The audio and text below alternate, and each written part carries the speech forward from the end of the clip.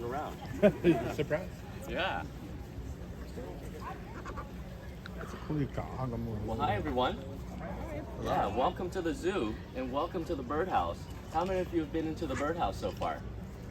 Only one, two, three? Yeah, not all of you. So after this, you're gonna go in, right? Oh, yeah. Yeah. It's pretty fun. It took about 6 years to accomplish the birdhouse, and there's some pretty cool species in there for you to visit with as well. Yeah.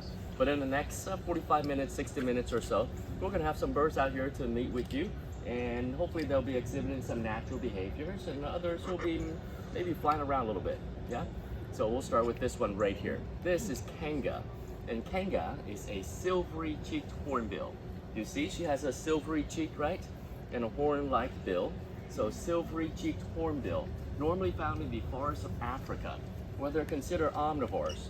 You kids know what an omnivore is by any chance? If you know, tell me, yell it out. An animal that eats both They eat meat and grass. They eat whatever they feel. Yeah, right. Yeah, they eat both plants and animals, right? Like most of us. Yeah, so with this large beak of hers, she might fly into a tree and grab a piece of fruit, or she might fly down to the ground and dig for bugs or rodents, right? But what's even more spectacular are these long tail feathers right here that she'll use like a rudder on a boat, you know, to steer when she's in the sky and try and chase after birds or snatch bugs right out of the sky. Yeah, do you want to see how she catch a bug? Yeah. Yeah, you do? Did you bring any bugs with you today? Anybody? One right here.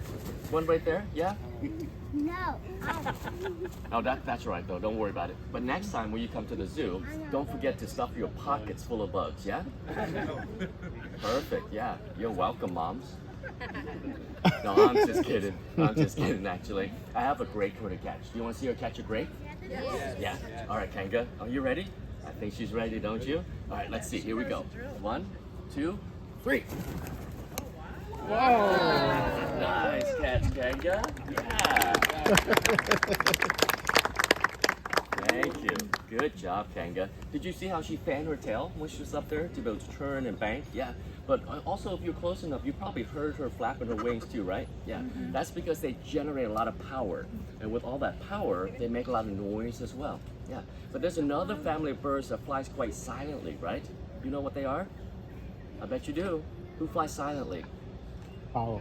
Yeah, that's right. Yeah, owls fly quite silently. We might talk about them in just a little bit. Yeah, but let me share a couple of cool things about Kanga while we have her out here.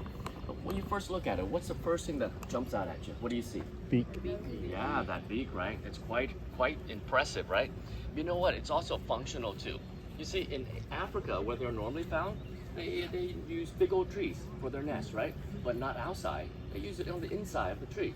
So they use this beak like a chisel, and they'll chisel out a cavity right inside of the tree, in which afterwards the female will go in.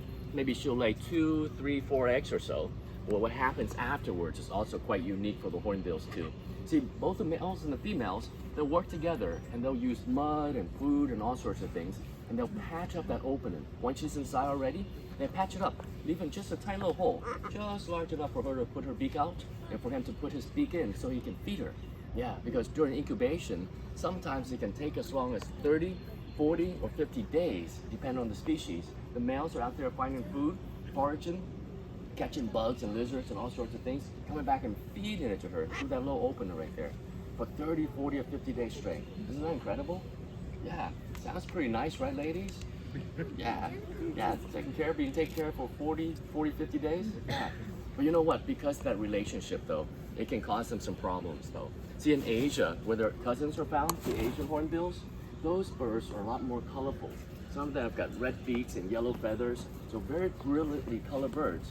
But unfortunately, for that reason, they're taken out of the wild illegally by poachers, right? So if you can imagine the one bird that's taking care of the family, if he's taken, no one's coming back to feed the female, no one's coming back to feed the chicks either.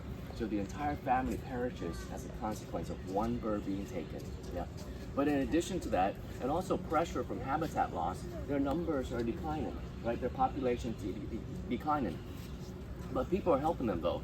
They're putting up artificial nest boxes, right? And the birds are helping them. They're using them rather. And so they're able to raise babies in those artificial nest boxes. So their population is slowly coming back up again. Well, you know what, around here locally, we can help local wildlife too, in our own backyard, by putting up nest boxes too. Yeah. Anybody know of the eastern bluebird?